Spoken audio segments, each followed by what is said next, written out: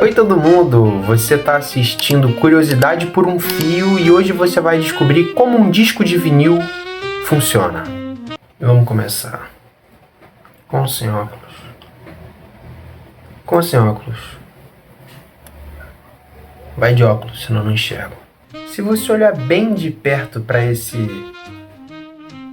pedaço de plástico preto, você vai ver milhares de pequenas ranhuras que parecem um labirinto. Mas a verdade é que isso é como se fosse uma espécie de máquina do tempo analógica, sabe? Funciona sem sinal de internet, sem bateria, sem nenhum tipo de processador.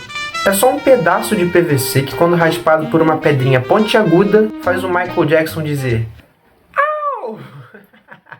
Agora, se você quer ver outra coisa que funciona como mágica, é só você clicar no botão de se inscrever aí embaixo e apertar no botão de gostei. Você vai me ajudar bastante. Se você se inscreve no canal, você garante que não vai perder nenhum dos nossos vídeos sobre ciência, história, enfim, curiosidade, né? Ok, mas como é possível que uma tecnologia de 150 anos atrás ainda funcione tão bem assim? Hoje eu vou te mostrar como a gente conseguiu escrever o som no plástico e por que, se o ambiente estiver em completo silêncio, você ainda consegue escutar uma musiquinha saindo do disco, mesmo com o som desligado. Isso aqui faz mágica, gente. Bom, antes da gente falar do disco, a gente tem que entender o que é o som. O que é o som de verdade? Bom, o som nada mais é que onda mecânica. É literalmente ar sendo empurrado. Por isso que no espaço não tem som, porque é vácuo, não tem ar. Quando você toca a corda de um violão, bate um tambor ou aperta a tecla de um piano, você está fazendo aquela estrutura vibrar. Essa vibração empurra as moléculas de ar ao redor, que vão batendo umas nas outras como um dominó, até chegar no seu ouvido. O som é uma onda física invisível. Então o grande segredo do vinil foi responder a uma pergunta: como a gente congela essa onda? Agora pensa na vibração do ar como se fosse uma caneta tremendo. Se a gente passar um papel embaixo dessa caneta enquanto ela se mexe, a gente vai criar uma espécie de linha ondulada, certo? O disco de vinil é exatamente a mesma coisa, só que esculpido num pedaço de plástico.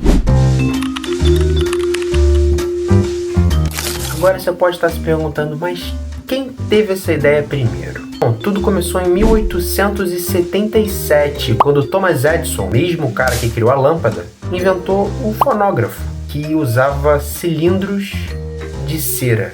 O disco redondo e achatado, que começou a se tornar ao disco de vinil que a gente conhece hoje em dia, foi criado por outro cara. Foi inventado por um alemão chamado Emil Berliner, em 1888, 11 anos depois da invenção do fonógrafo. Inclusive, meu amigo Emily, espero que eu tenha pronunciado seu nome corretamente. Agora, os primeiros discos, eles não eram nem feitos de plástico, eles eram feitos de uma espécie de vidro e posteriormente foram feitos de zinco. Com o passar dos anos, esse disco de zinco se tornou um disco de outro material, chamado goma laca, também chamado de disco de 78 rotações. Para você que não sabe o que é goma laca, é uma resina natural produzida a partir de insetos ou larvas, é uma coisa bem esquisita. Mas isso está muito mais presente no seu dia a dia do que você imagina. Mas qual era o problema desse disco de goma laca? Era que ele era muito sensível, muito frágil, então ele quebrava muito fácil e chegava até a derreter no calor. Foi só em 1948 que a indústria finalmente adotou o disco de vinil, que a gente conhece hoje em dia, que nada mais é do que PVC. Pois é, PVC, é plástico. Esse novo material permitiu que fosse criado o LP, que você com certeza já ouviu falar, ou long play. Ou seja, ele conseguia armazenar muito mais tempo de música de cada lado do disco e, se caísse no chão, não ia quebrar. Agora, do que é feito o disco de vinil? Então, o disco de vinil é composto por PVC, como eu acabei de falar, mas ele ainda é misturado com um corante chamado negro de fumo, ou carbono negro. É isso que traz essa cor preta clássica do disco de vinil e ainda, de quebra, ajuda com a durabilidade do objeto. E aí você pode pensar, mas, cara, e aqueles discos de ouro e platina que os artistas ganhavam como troféu quando vendiam milhões de cópias? Será que eles funcionam de verdade? Infelizmente não. A verdade é que a esmagadora maioria desses discos de ouro são, na verdade, metais genéricos banhados a ouro e muitas vezes nem tem a música do artista realmente gravada nele. Se você colocar aquilo ali para tocar, ele só vai fazer um som muito desagradável. Então o disco de ouro funciona como troféu, mas a música de verdade só acontece no disco de vinil, feito de PVC, plástico. Sobre o processo de fabricação do disco de vinil, também é algo impressionante. Primeiro, o estúdio grava numa espécie de chapa de metal a réplica perfeita do que vai acontecer naquele disco. A partir dessa matriz são criados os moldes. Aí já na fábrica, PVC é fervido até virar uma bolinha, chamada pelos engenheiros de biscoito ou bolacha.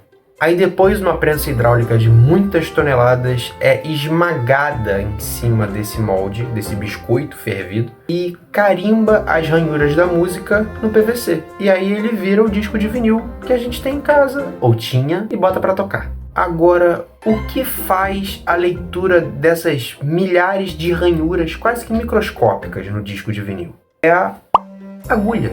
Nos gramofones antigos, a agulha era feita de aço puro.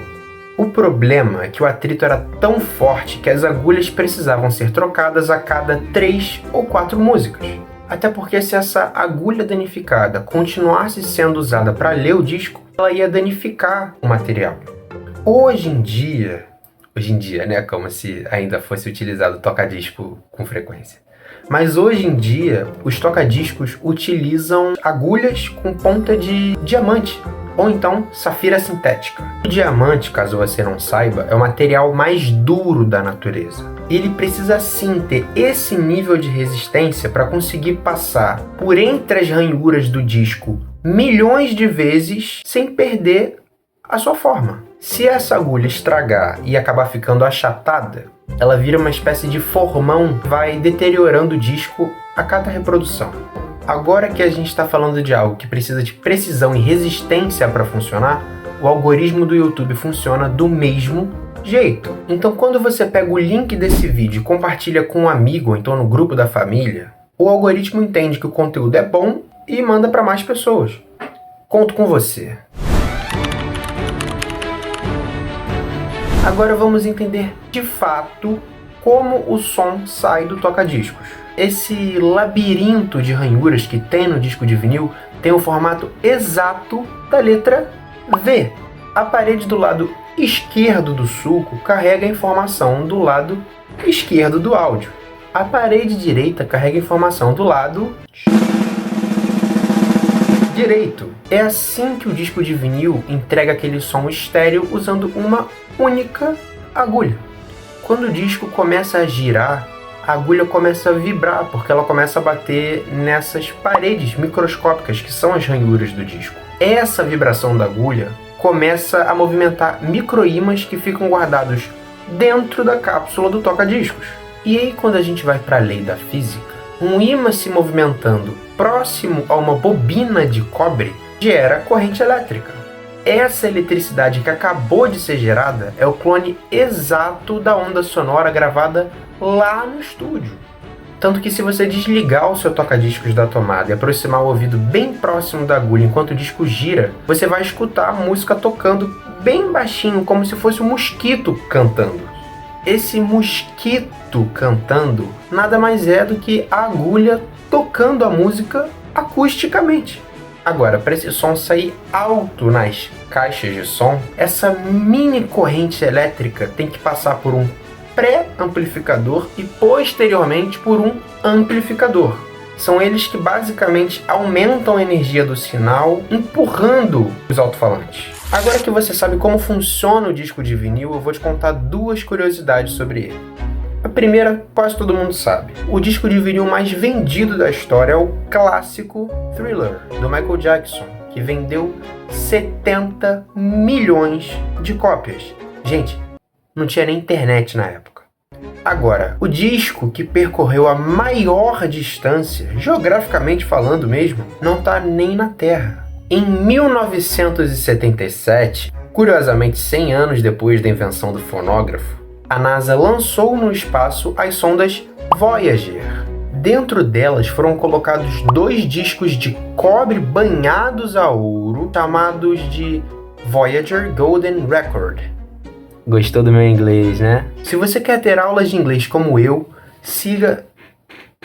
Brincadeira. Voltando. Eles contêm saudações em 55 línguas diferentes, sons da natureza da Terra, obviamente, e músicas da nossa cultura, incluindo faixas de Chuck Berry e Beethoven. O único problema é que se alguma civilização inteligente encontrar essa sonda, essa civilização vai ter que construir uma agulha para entender o que estão nos discos. Então o vinil nos provou que não é apenas moda passageira ou saudosismo. Cada vez mais é comum de encontrar pessoas que fazem questão de ter um toca-discos em casa para escutar as músicas no vinil, mesmo que sejam músicas atuais. O disco de vinil é física pura em movimento. É uma forma de arte que você consegue tocar, ver acontecer e colecionar. Em um mundo freneticamente digital, como é o caso dos dias de hoje, ter esse ritual com a música é terapêutico. Mas e você? Você prefere a praticidade imbatível do streaming ou você prefere esse charme totalmente analógico do disco de vinil? Deixe sua opinião aqui embaixo nos comentários.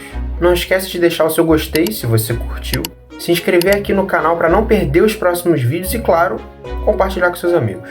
Muito obrigado de verdade pela sua companhia até aqui. Um abraço e até o próximo vídeo. Tchau, tchau.